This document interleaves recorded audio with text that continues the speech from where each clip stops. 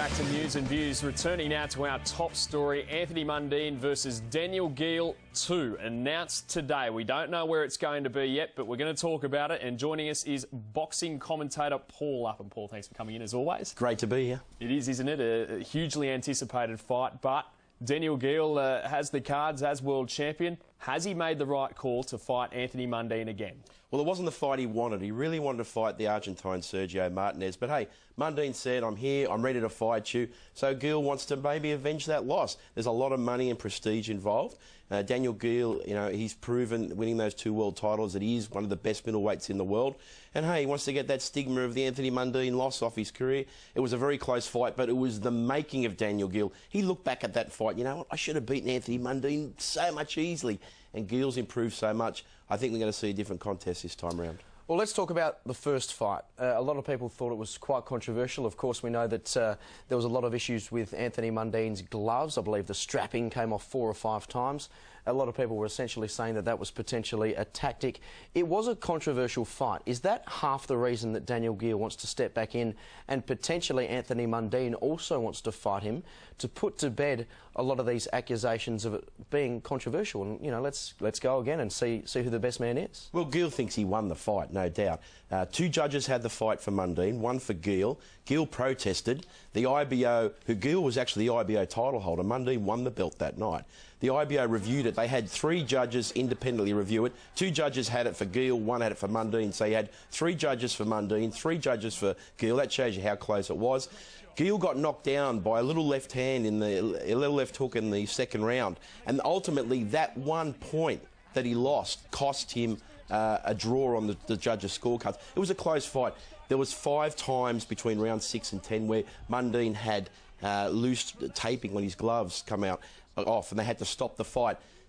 People will say that kept Mundine in the fight because Geale really fights at a fast pace, a very fast pace. We saw that in his big wins in Germany. So there was a lot of question marks there, but it was a great fight. You can watch it again and really enjoy it. Both guys were really at the top of their game. Geale's improved so much since then. The question is, at 37, has Mundine still got it? Yeah, there's clearly a lot of what-ifs about that fight, which has, I guess, motivated this one. But, Paul, 3 years on, how are both fighters different?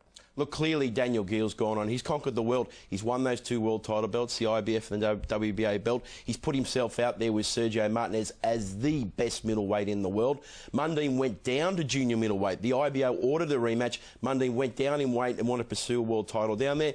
He hasn't been able to get that big fight. Look, he looked really good in Las Vegas. We saw Mundine recently against Bronco McCart over there. And Mundine at 37 appears to still have that same hand speed. But, you know, clearly Daniel Geale's got a lot to prove. Mundine has still got to prove that he's out there as one of the best fighters in the world that he claims to be. If he can beat Geale, hey, he'll be back on top. There was a bit of talk today that Mundine is just as much as a promoter and a talker and X-factor as he is a fighter. Is that potentially another carrot which has been dangled for Daniel Geale, in the sense that because of what Mundine's carried on about today, the press and the coverage that Daniel Geale has got purely because he's fighting Anthony Mundine, that is another lucrative, I guess, as I said, carrot for him? Look, the same can be said with Danny Green. You know, as much as Danny Green did for his own career, that rivalry with Mundine helped so much. It lifted the sport. If you go back to 2000, when Mundine turned to professional boxing from rugby league, the entire time he brought a whole new media coverage element to the sport, and a lot of other fighters benefited to it. It was one of our best decades we've had in recent times because of Anthony Mundine. Whether you love him or you hate him, whether you respect him or not as a fighter, the guy won world titles, and he was a promoter for boxing. He took boxing fights around the country. He fought everywhere in all of the states, helping the sport. So you've got to say Anthony Mundine, as a promoter, hey, well done. He knows how to promote. Look at the controversy he's caused today. He's thrown a few comments out there, and everyone's talking about the fight.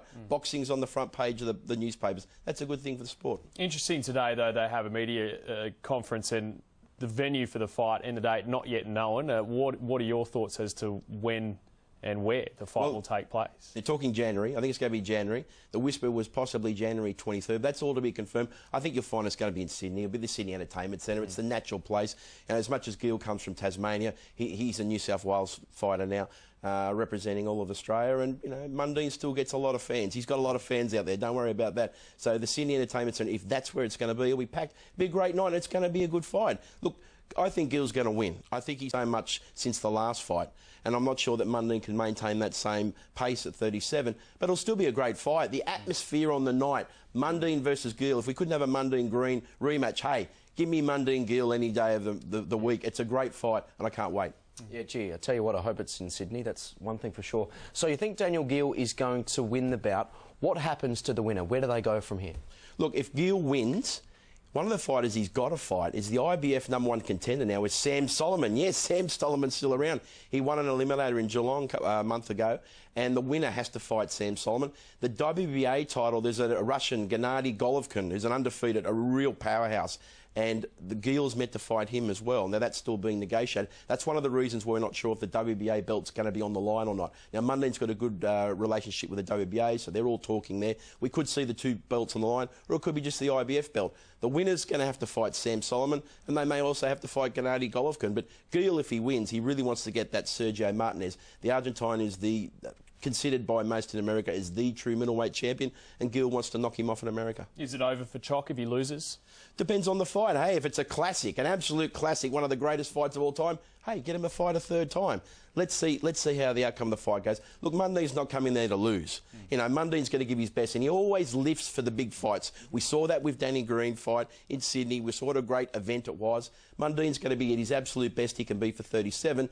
But let's see how much Daniel Geale's... This will be the real test. How much has Daniel Geale improved, and how much can he emotionally handle the pressure of maybe being the favourite in this fight? And surprise, surprise, on the very same day in which this fight was announced, Danny Green, he was in New Zealand promoting his fight against Shane Cameron. What do we know about Shane Cameron? And conversely, what type of shape is Danny Green in? How are they going to shape up? Well, look, Cameron's the heavyweight from New Zealand. He's actually been chasing Danny for a couple of years for this fight. He's come down to cruiserweight. Danny Green, who went down to light heavyweight on his last fight, is coming back up to cruiserweight. It's not the best weight class for Danny Green. Cameron's going to be bigger and stronger. We saw what happened to Danny Green. He got knocked out by Tarver, even though there's a question mark on that fight now because Tarver tested positive for steroids this year. So I'll have an asterisk on that fight for the rest of the way I see that loss for Danny Green. But the question is, Danny Green, now he's getting closer to 40. He said this is going to be his last fight, most probably. He wants to go and win that IBO world title. The vacant belt's on the line.